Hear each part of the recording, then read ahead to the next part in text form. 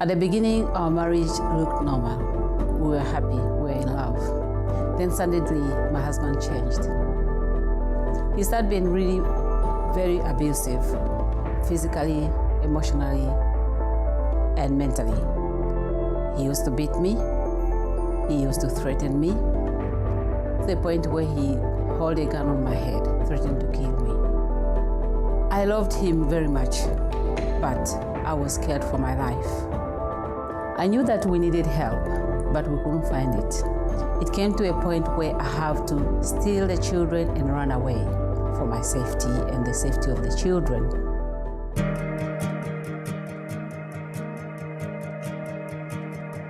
Until the day that I found the newspaper, the City News. That's what brought us to the church. At the church, we receive practical help, the chain of prayers, the advice we receive, things that we need to apply in our lives so that our marriage can change. Through this practical help, we start to change. Because we changed, our marriage has been transformed. Today, we are happily married.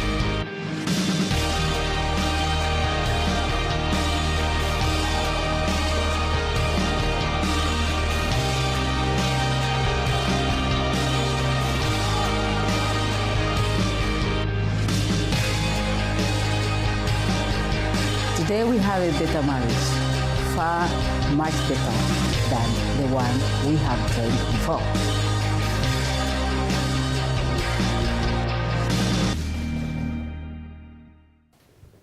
Hello, a very good evening and welcome to Finding Answers.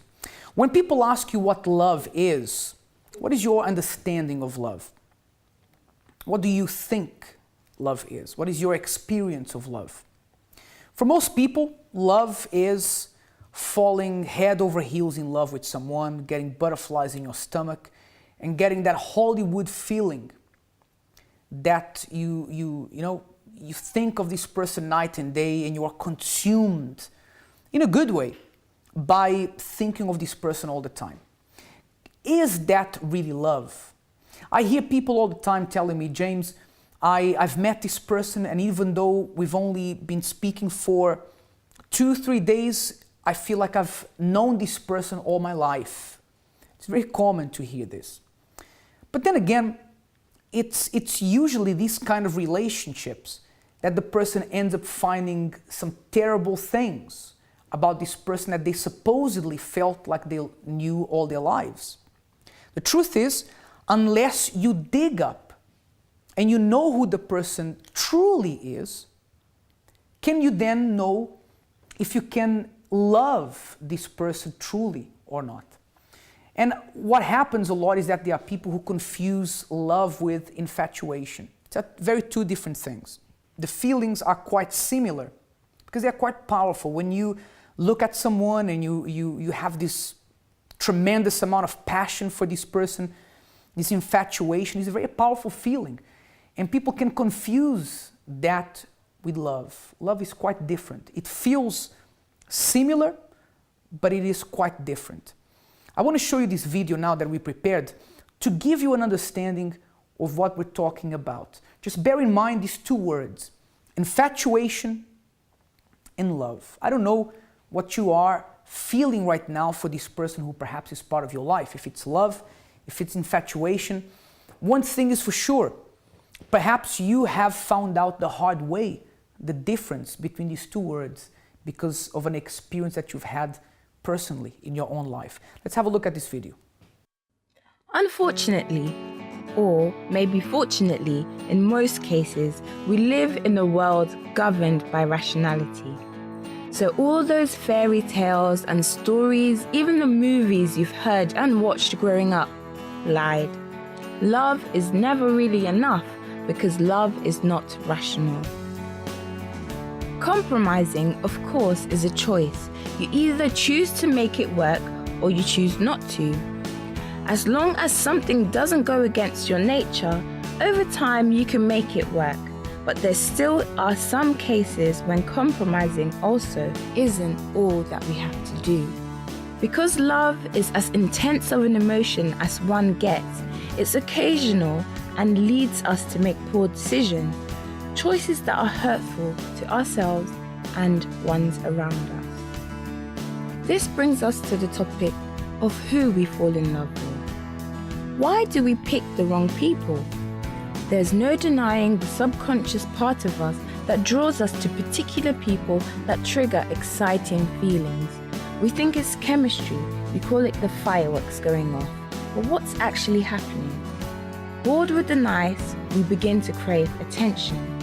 And if we don't change our mate selection mechanism, we will subconsciously continue to choose heartache every time. Here are a few tips on how you can begin to change that mechanism. Number 1, break bad patterns. Look for common themes in your relationships and figure out where the patterns have their roots. Try to identify underlying fear. Number 2, pay attention to your dreams. Your dreams are a treasury of insight and information to guide you on your journey to a fulfilling relationship. And number 3, get a guide. Seek help or advice from those who have a positive track record in their love life, because they have a wealth of knowledge to share with you and can lead you to where you need to be.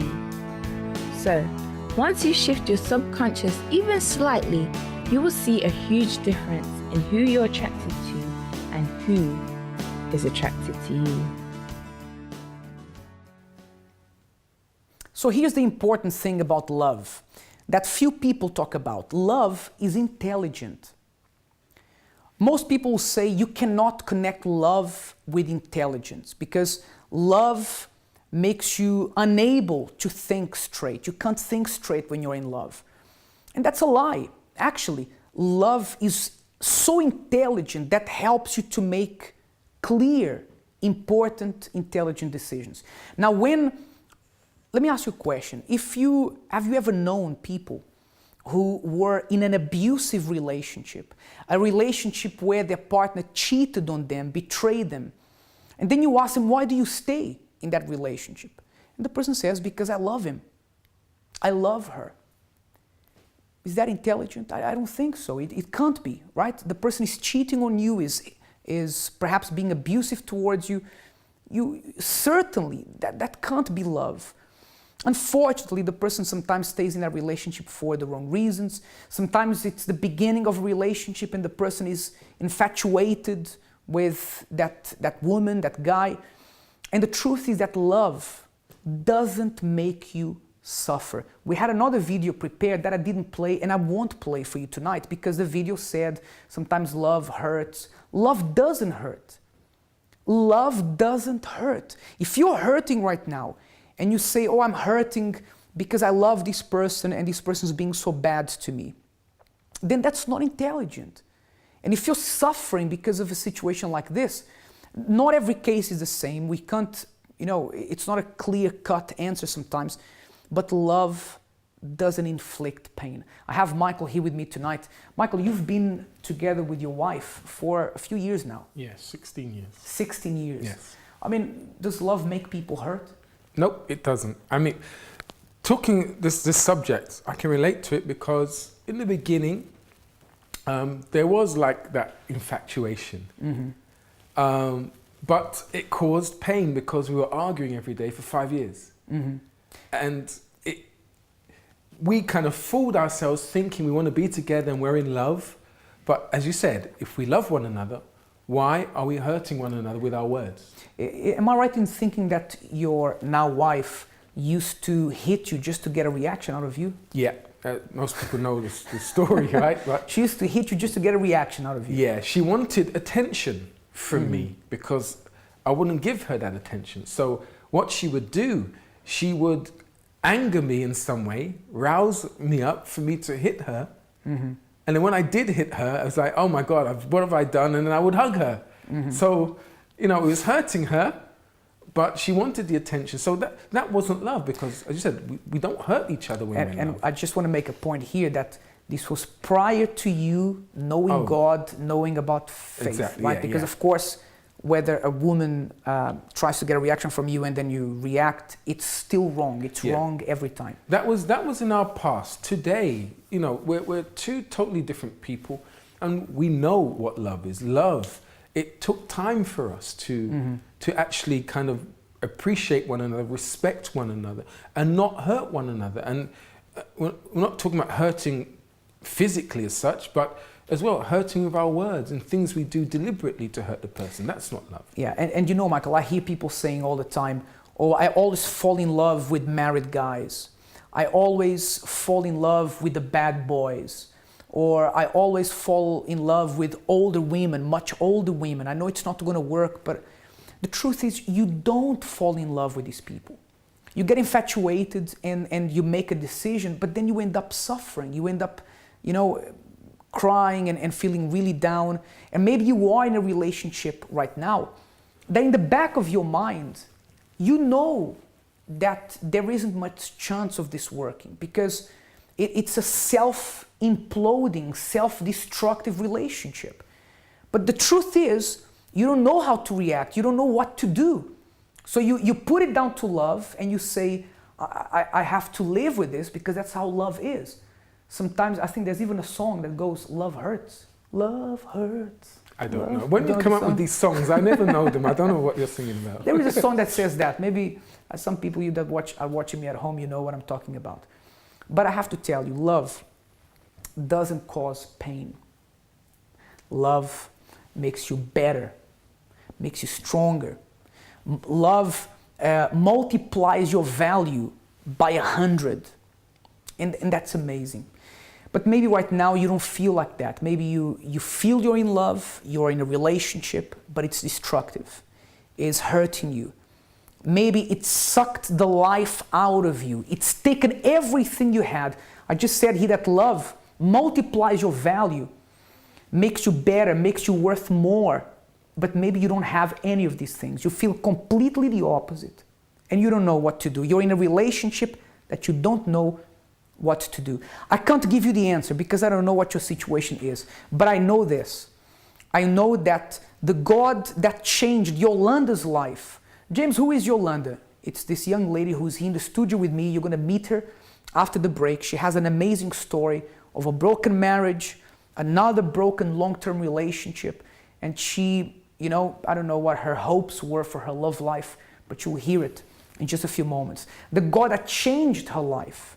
The God that restored your marriage, right, Michael? Because you and Chris, when you first came to learn about faith, what was the point your relationship was at? It got physical. It got physical to that point. And as I said, we were arguing every single day for like 5 years. But we knew we cared for one another. But we said we love one another. But why are we hurting ourselves so much? Why the threats of leaving and coming back and then arguing and making up and breaking up again? And so that was our pattern for 5 years. So the point where we came to God was at this point. And actually it wasn't because of that. It was because of my girlfriend's panic attacks and depression that she used to face. But as we came in and got help for that, then we started working on our relationship. We found out that we were hurting one another and we needed to look at ourselves. So intelligent thing to do was not to continue, but to fix the problem, look at ourselves and work on our needs ourselves. And that's what we did. Yeah.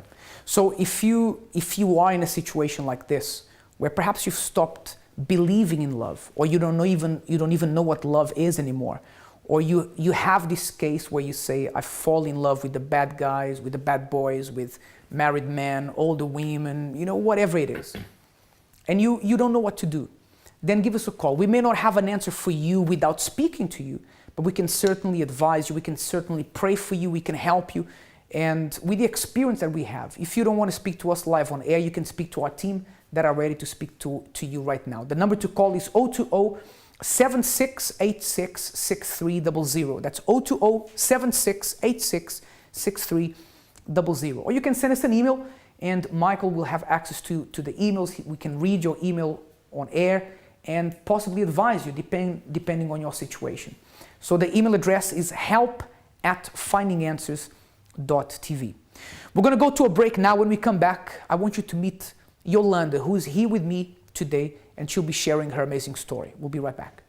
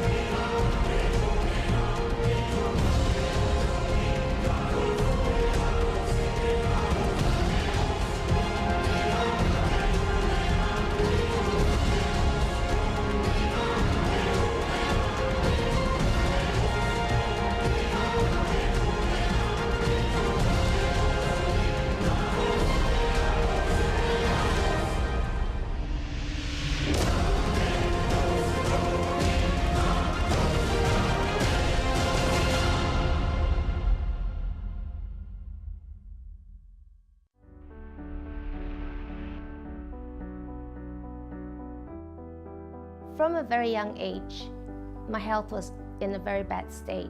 At around 18, I fell into coma and was only given 6 days to live.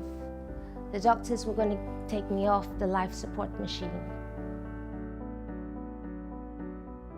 My addiction was destroying me. I was addicted to pornography because of my childhood where I was abused. Through the addiction, I tried to find peace and happiness, but that wasn't working. Things were going wrong for me. I was failing at school, my mum didn't trust me. Everywhere where I was walking, I was paranoid. I couldn't even sleep in my own room. I was locking myself away every single day. My childhood made me feel alone. Ever since I was young, I felt very insecure, and with my parents not being around as they were very busy with work, that affected me a lot. I felt very alone and unloved. From a very young age, I got involved with bad crowds. I got pregnant at the age of 16, and for 8 years I was in an abusive relationship. I always had problems in my previous relationships. My family didn't have no good relationships. I couldn't find a good relationship. I started to give up on the word love.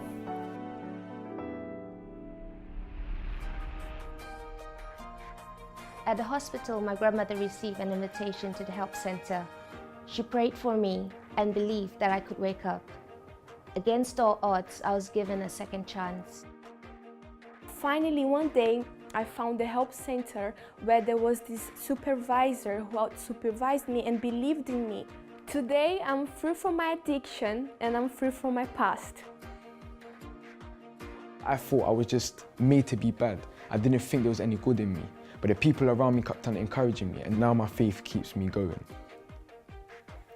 Today is totally different. My past doesn't affect me anymore. Me and my parents today were so close. The little time that we have together, we take the best out of it. Because someone believed in me, my past doesn't affect me anymore. I rebuilt my life bit by bit. Today, my life is totally transformed. I'm a confident woman. I found someone that believed in me, that encouraged me to let go of my past and move forward. Before I gave up, there was people that advised me. There was people that didn't give up on me. So I didn't give up on my relationship. Now I'm happily married.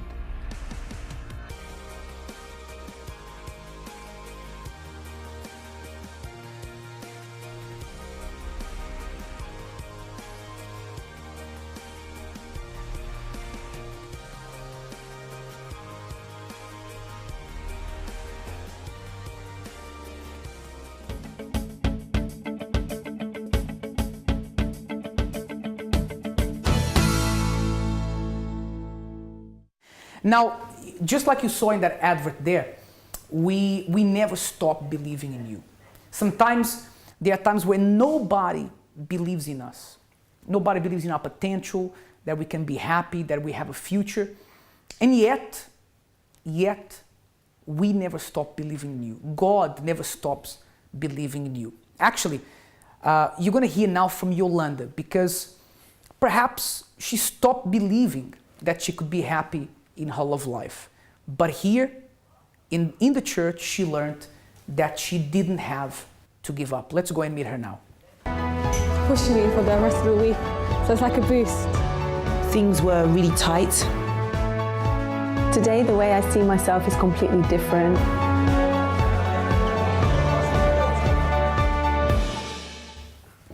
So I want to introduce you now to Yolanda. How are you, Yolanda? Good, thanks. Good? Yeah. Yolanda, before you even got married, because you were married, right? Yeah. Then you had a long-term relationship, or was it the other way around? I had the long relationship and then I got married. So before the long-term relationship even started, what was your view on love? What did you think love was? Well, that was when I was a teenager, right? Because I thought it was, like Prince would come, very romantic, and, that was my vision, very romantic. We just together for the rest of our lives when I meet someone, and that was it. And that's the idea most people Yeah. have of love. It's not just you. And we have the fairy tale books and videos and movies to blame for that. That was my movie in my head. So you fairy thought tale. This guy would come in and he would, He would just take over my world and take care of me, and that's it. I wouldn't need anything else. Did it happen like that? No, not at all. By the way, am I right in thinking that you ran away from home? I did when I was 19, yeah. 19, you ran away from home. Was it to be with this person, or you didn't even know him at that time? Well, I was 2 years with him, and then I got pregnant. So I was afraid of my brother, because we used to get on really bad. We used to fight a lot, big fights, physical fights. And so I was afraid that he would find out about the baby and just smash me. So that's why I decided to run away. So you ran away with this person. I mean, in the beginning, how was the relationship? Was everything okay? Or? Everything was beautiful. We used to spend loads of time together. Sometimes I wouldn't even go home. For a week, for 2 days, I wouldn't even go home. I would just stay with him. We were inseparable. We were always going everywhere together. So you were living the dream. Yes, I said, I found it. I remember we did something like, we cut our fingers, we put them together, and we say... like a blood pact. Yes, we will never be, we will always be together forever. So are you still together with him? No. So that didn't work either. No, it So didn't. what went wrong? What started to go wrong? If everything was going so well and you made this blood pact and you ran away together, what went wrong? So we ran away. I came to England with him because he was from here actually. So I came here without my parents knowing. I just ran away, and then here obviously I was pregnant. So it started kind of the pressure. We had to leave. We had to live with his parents because we didn't have anything. We were too young. He was actually 1 year younger than me. And the pressure of having to work, he had to leave his friends and all that. So the pressure of not having anything, like the baby was coming and we didn't have anything at all. We didn't even have a flat because his parents came from Spain as well and start from zero because they didn't do well in Spain. So it was all of us. And I was always locked up in my room. My family wasn't here. I was by myself most of the days. So then reality hit you. Yes. And then obviously because it was too much pressure on him because I'm used to, my parents always gave me what I needed. So I never lacked anything, big house, always had everything I wanted. So here, when I came here, we didn't have many things, many things we didn't have. So we were living all in one bedroom house, like 5 people. So it was quite difficult for us. And I was not used to that. So I will always put pressure on him. You know, we have to get out of this, we have to do this, we have to buy this, we have to. So he will go to work, he will come home and he will find a crazy woman at home. Who was that crazy woman? Me. So you would put a lot of pressure on him. Yeah. Because the thing is, you know, when it's like we were saying about love being intelligent, right? You ran away from your parents' house, from your country to be with him, but you didn't really think of what was going to happen next. You didn't really think of the consequences that you guys couldn't really provide for yourselves. Because he promised me the world. He said, oh, you know, England is, we can live in England because we have benefits and we have this and we have that. And I said, okay, and when they're going to give us a house, I said, okay, marvelous. So that's going to be fantastic. So when was it that you started to see the relationship, it was going to end at some point? Well, as soon as we got here, things start crashing because he started meeting his old friends, and he started doing the old things that he was already doing before. But which was what? When we were dating, you know, like he was drugs and doing, you know, bad things. So he had problems with the police, and so he already knew that, and we break up many times because of that. But we still kept coming back together. So although you saw that he had a problem with drugs, with the police, because of things he used to do, you would break up. So if you would break up, because you break up because something's wrong. Yeah, we broke up a few times. But why would you come back? If something was wrong, why would you come back to this person? Didn't your intelligence tell you, look, there was a reason why you left, so you shouldn't go back? Because he would stop. He would stop taking them. He will show me that he stopped taking them and going around with those friends. So then I will come back with him. Because in those spaces of time, we will still be friends. But because we were in the same group of friends. But he had several group of friends, not just mine. And you know, you're saying that now, and that's exactly the same story most people go through. They say, look, he used to beat me, I left, but then he stopped, so I came back.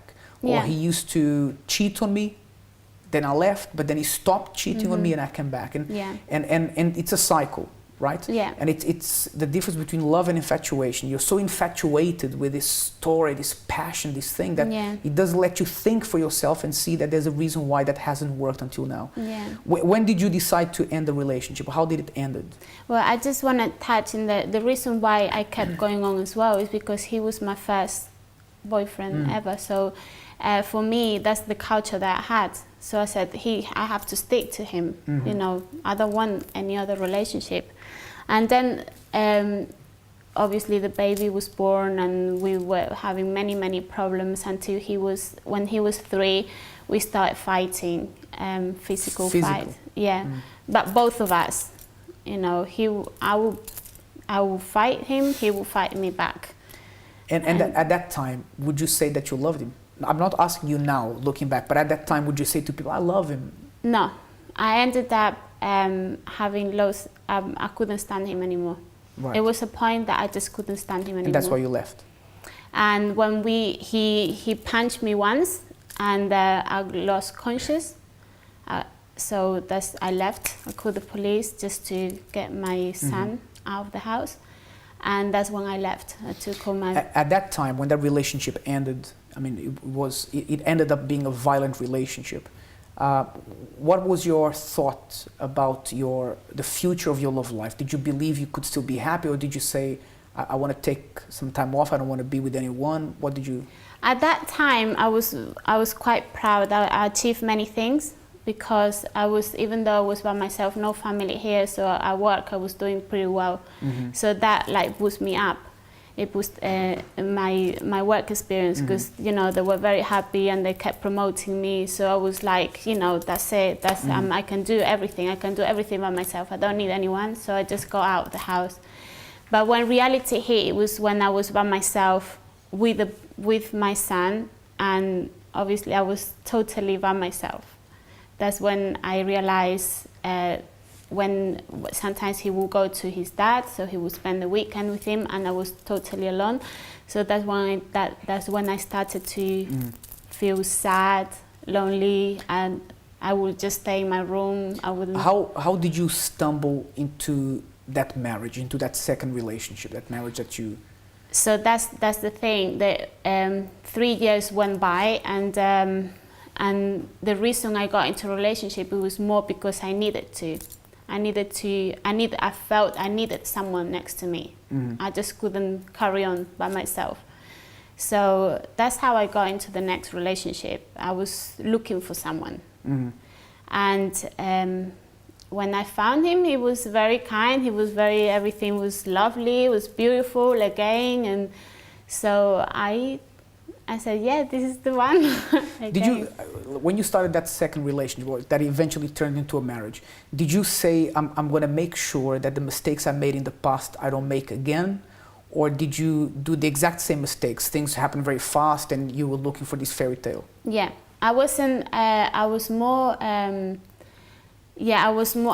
would listen. I wasn't as proud as before because I didn't want to make the same mistakes. So I realized that with my past relationship, it was because we didn't talk, we didn't sort out the problems because I was too, But with the second one, I wasn't like that. I wanted to. I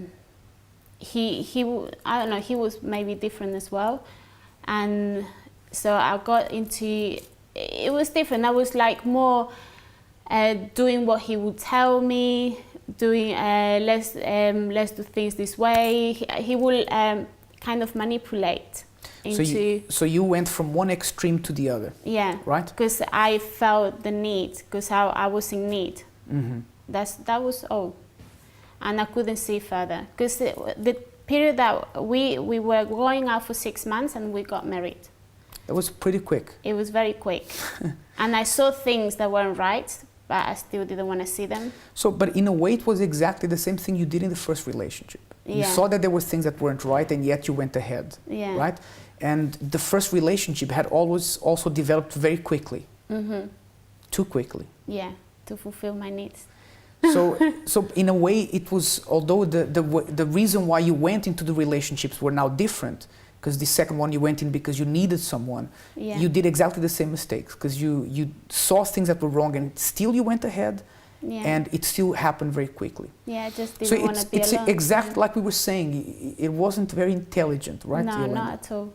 And you are an intelligent person. I mean, I know you're an intelligent person, but the reason why I'm saying that is because a lot of people, when you talk about relationships and love between inverted commas, it's like the brain, forgive me, don't get angry, but it's like the brain goes out the window. Yes. Right? And all that matters is that you have these butterflies and then this happened. Yeah, it's kind of selfish because I remember I was just thinking about myself, what I want and what I need, and that's it. You don't think about how many people around you gets hurt with all of this. Because my mom was against it, all my friends were against it. They were showing me, they were telling me, but I didn't want to see it. We have to go to a quick break now, but I want you to stay there where you are, you that are watching me, because Yolanda's eventual marriage started to go very wrong very quickly, right? And I want you to hear that, because it became a serious problem. And if you're watching me and you think, is this guy saying that I'm not intelligent because of the examples of love he's giving? I'm not saying that. I'm just saying that we human beings, when it comes to love, we confuse what real love is, and we put ourselves through many problems. And maybe right now you are going through a really hard time in your marriage, a hard time in your relationship. I'm not saying it's your fault. I'm just saying that maybe you confuse what love is because you accept many things that you shouldn't accept, like being, stepped on, being neglected, being hurt, and that is not part of what love is. We're going to go into a very short break. I'd like the production team to make the break as short as possible, and we're going to come back to hear what the people in London have to say about what love is, and to see how Yolanda managed to turn her life around. We'll be right back.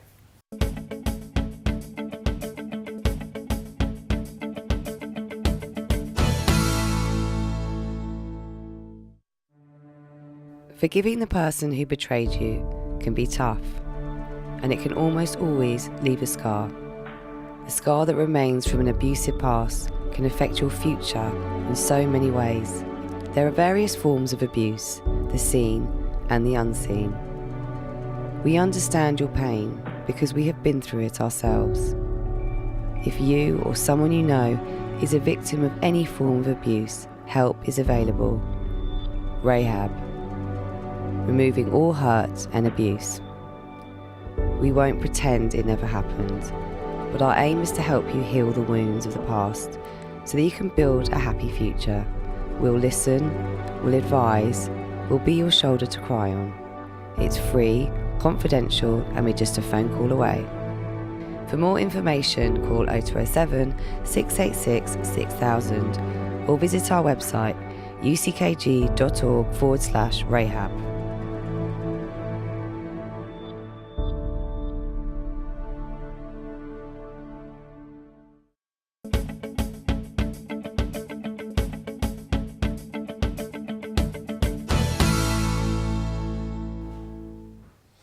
Welcome back. I want you to see now what the people of London have to say about what love is. I haven't watched this yet, but I'm very interested to see if their views matches what we were saying just now. So let's see what they have to say. You know, there's no stereotype anymore. Protect yourself, sometimes you probably do. It will heal, but it will always... They're humans, they have the ability to use their initiative. Find it difficult to just be happy in this life.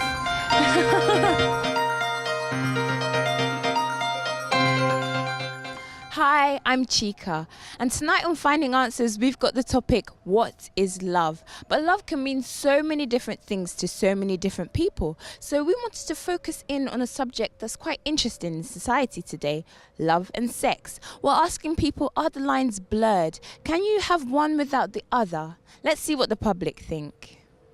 So in modern society today, do you think that the lines between love and sex have been blurred? Definitely. Unfortunately, in the modern society, people consider love and sex the same thing. This is absolutely unbelievable. Completely depends on the situation, basically.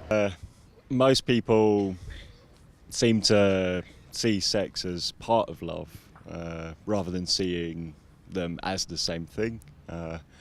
I think usually what tends to happen, you know, it's possible for two people to have sex without feeling that love. Do you think it's now possible to still have love exist but without sex? Or is it really still important part of love? I think sex is extremely important. Agreed. Yeah, I think it really is, because you can be in love with someone, but you do need the intimacy of sex involved as well. If you are in love with someone, you are in love with everything of that person. So sexuality is part of that. But if you are in love with the sexuality of somebody, it doesn't mean that you love that person. If two people really love each other, then it is possible to have love without sex, yeah. In your own words, what would be your answer to our topic tonight? What is love? To be honest, this is one of the most difficult questions you can ask a human being. It's probably putting someone else before you and someone else's thoughts before you. Defined by friendship. Well, we usually start with friendship and it grows and develops into something a little bit more. Yeah, no, it's someone you can't live without. I think that's it really. But the love is the center of the universe. Love is everything. Without love, nothing exists. Did you know that you can define love with just one word? I'm going to tell you what that word is just before the prayer tonight.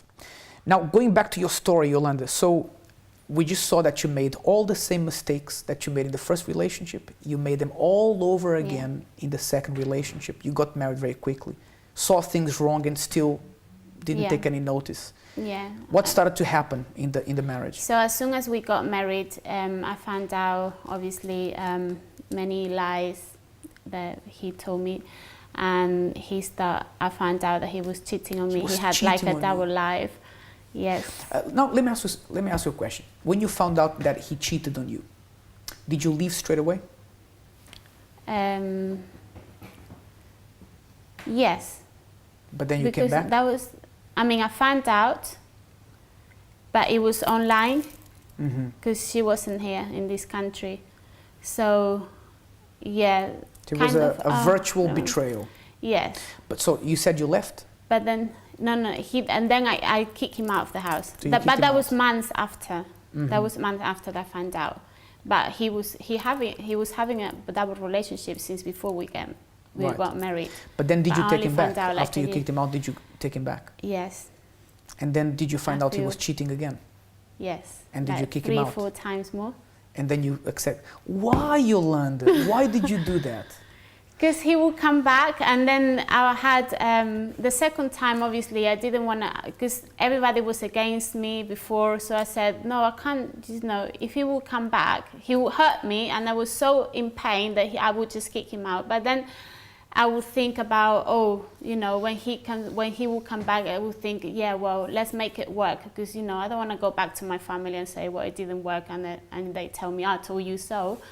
So let's just make it work. And then obviously, you know, I didn't want a second relationship, broken relationship. I didn't want to be alone again. And I thought I would just have to stick with him, because it's marriage. It was marriage for me. For me, marriage, it was a big word. You see, that's exactly the point we wanted to make, right? I mean, some people say, look, I took him back. You took him back about 4 or 5 times. I took him back because I loved him. I took him back because, you know, he makes me feel special. But that wasn't love, right? That wasn't love. It was obsession. From you or from him? You were obsessed. I was obsessed with him. Yeah, I just, you know, I will think, you know, when I was in pain, when he will hurt me somehow, I will just, you know, leave everything. Was ready to leave everything, but then I would be by myself, and I would say, oh no. I don't want to be like that. I don't want to be by myself. And the worst thing, Yolanda, is that you lost all your self-worth because you accepted all these things. Yes. Now, tell me something. How did you come to the church? How did you find out about the church? So I had a friend that she was always there. When I used to get to work, I would either broke down in tears on my break, or I would just, I was totally depressed. I would just get home and I would just cry, and sometimes I wouldn't eat. I wouldn't feel like that was a time period that he left the house. Well, I kicked him out of the house, and he stayed with the other woman for about 9 months. So that was a time of, and even my son, I couldn't deal with with my problems. So I even sent my son to Spain.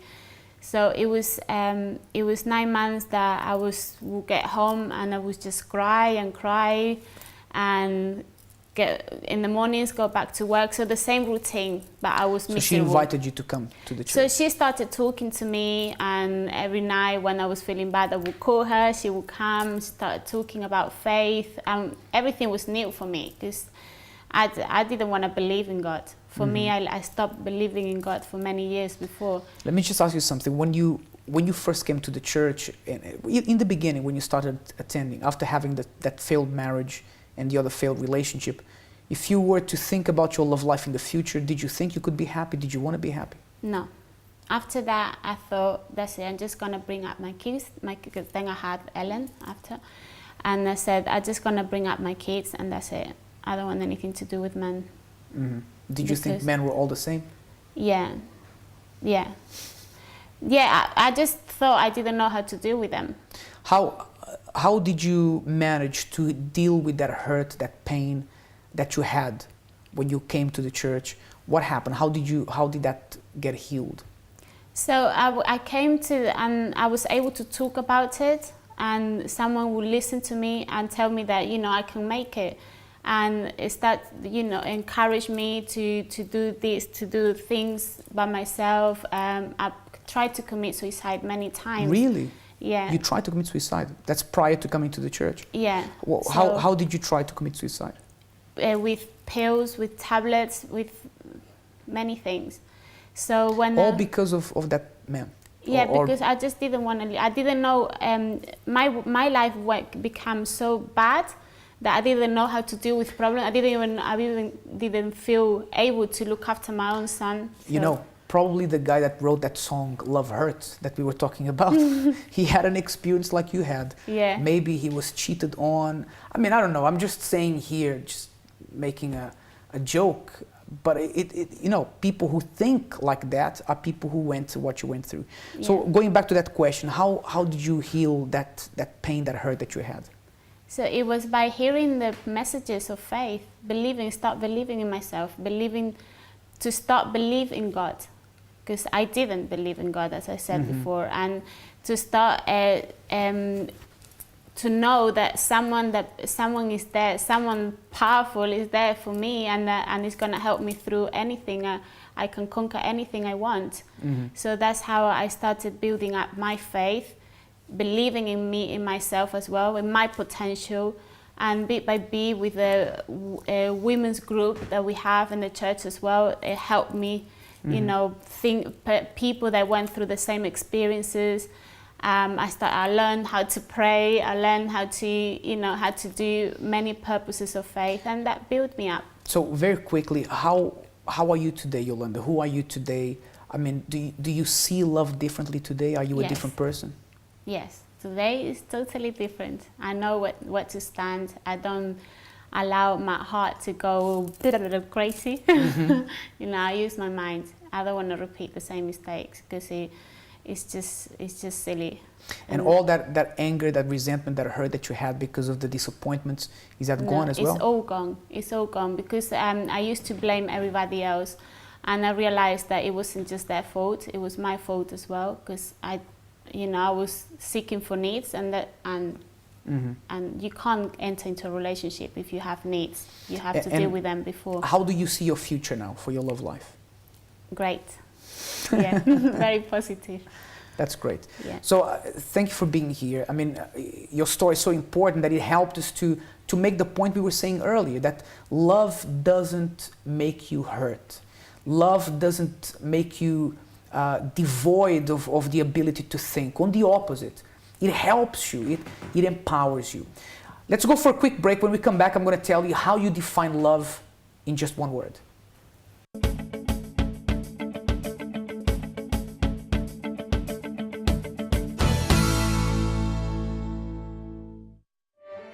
The UCKG Helpline Call Centre is open 24 hours a day, every day of the week, all year round. If you need help due to a serious problem you may be going through, if you feel that you have nowhere to turn to and desperately need someone to lend a listening ear, then we can help you. It doesn't matter who you are or what you have done, your religion or race, your call will be answered by someone who genuinely cares about you and has your best interests at heart. We also arrange home visits for the housebound and hospital visits for anyone in great need of kindly human contact. Whether it is simply information you want or desperately need someone to talk to, we're here for you on 0207 686 6000.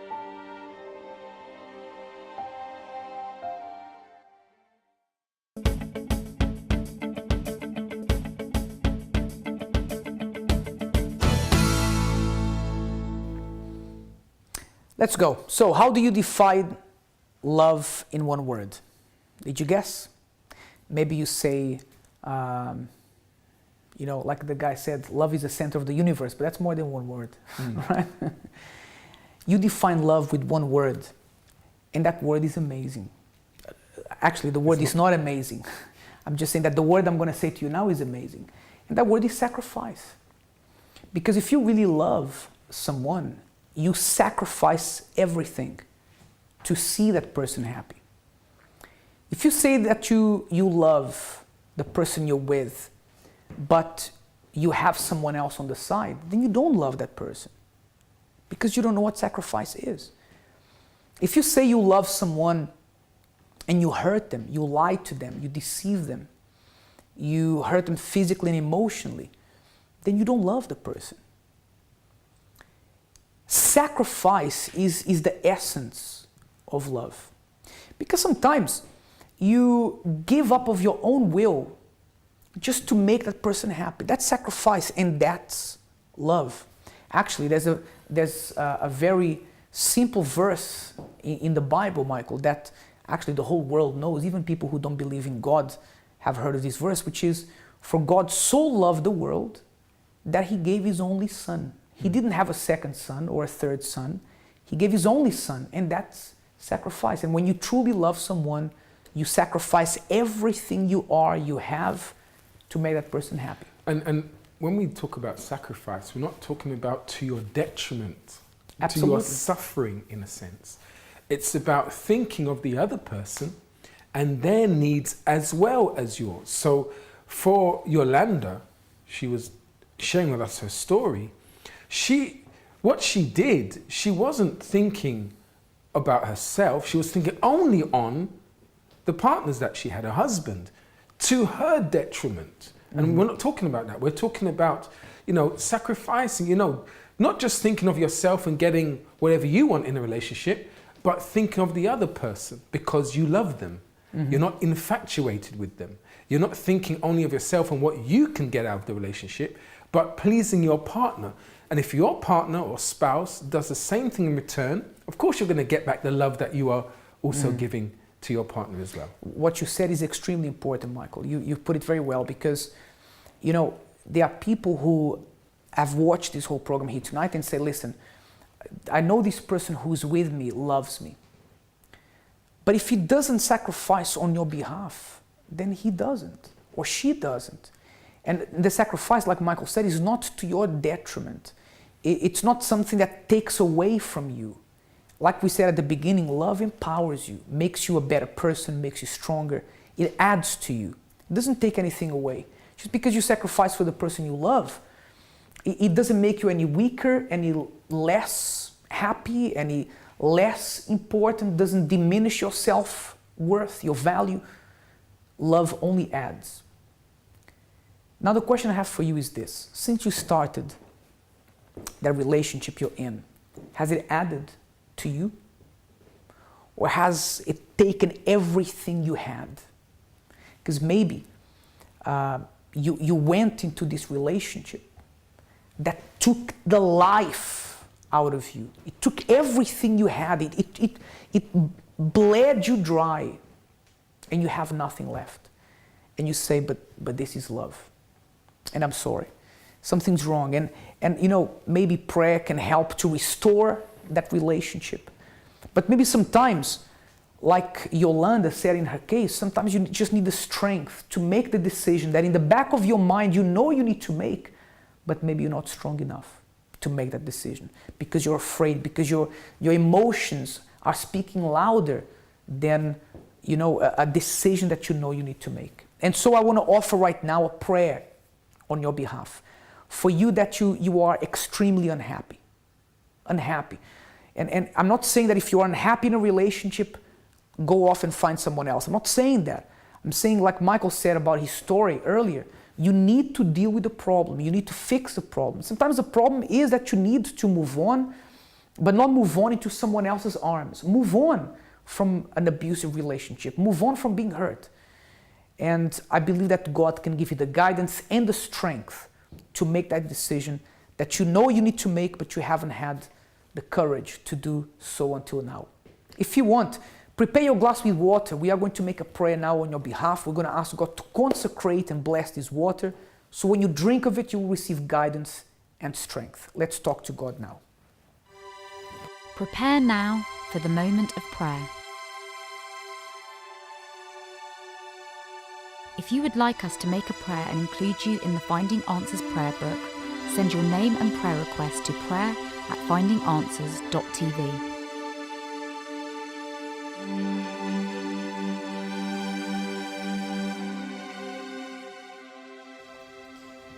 My Lord and my Father, I know that by saying what we said here tonight, we have divided the opinion of many people that are watching us, because many people think that love is completely the opposite of what we said here. But that doesn't change the fact that love doesn't make you struggle in pain. Love doesn't subtract from who you are. Love empowers you. A relationship that is founded on sacrifice and real love it doubles and triples, or even more than that, your value. But perhaps this person who's praying with me now, my Lord, who's watching us now, feels that they have lost everything. Everything they ever had. Everything that was good. Everything that was important. They've lost. And maybe they don't feel they can rebuild this again. But I pray, my God, that this water that this person will drink in a few moments will represent the courage that they need to have, that comes from you, that maybe they don't have this courage yet, this direction yet. But by drinking of this water, by seeking your guidance through this prayer, they will know what to do and they will have the strength to do it. So by faith, my Lord, I consecrate this water and I bless this person in your name with strength for them to have the courage to move forward with their life, to heal the pain and the hurt of betrayal that maybe has been stuck in their life. In the name of the Father, the Son, and of the Holy Spirit, you may now drink of this water.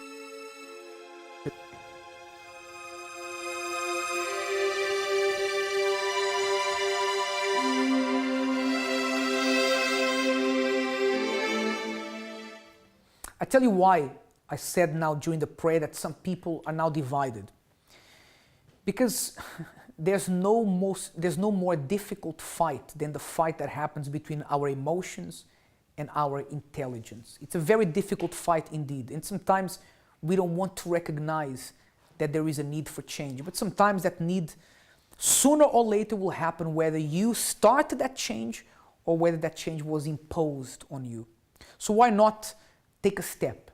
That step could take your life in a much better and newer direction. Until next time, have a wonderful night. May God bless you.